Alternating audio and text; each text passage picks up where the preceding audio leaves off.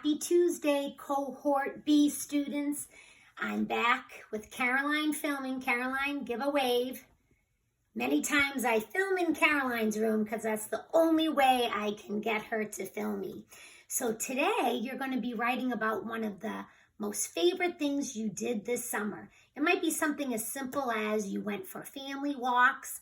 I know, Caroline, you'd probably write about what? Would you say going to the Cape? Yeah.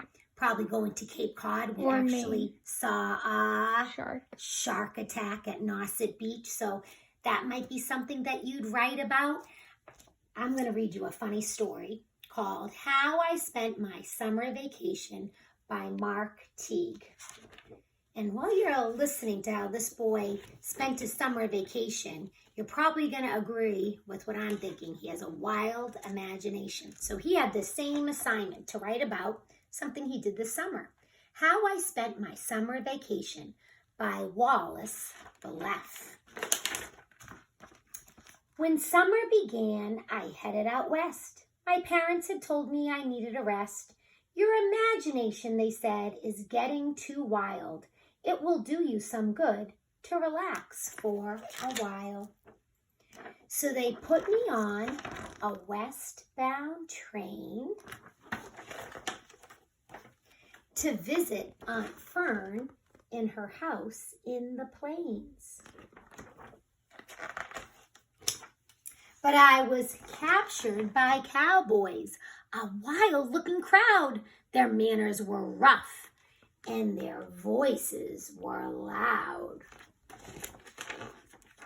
I'm trying to get to my aunt's house, I said, but they carried me off to their cow camp instead.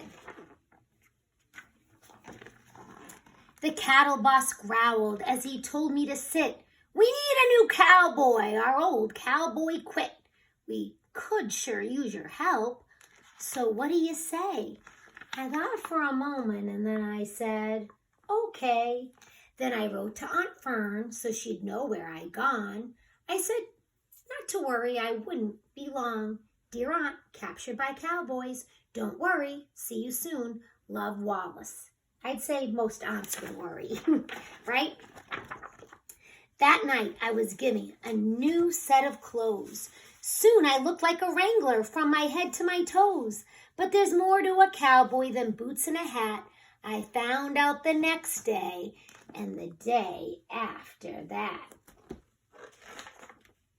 Each day I discovered some new cowboy tricks, from roping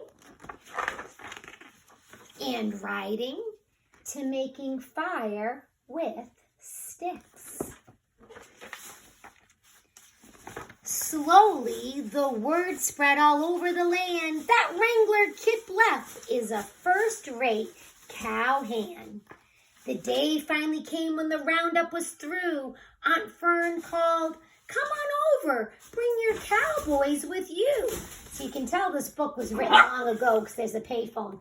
Nala, sorry, room 20. That's Nala in the background.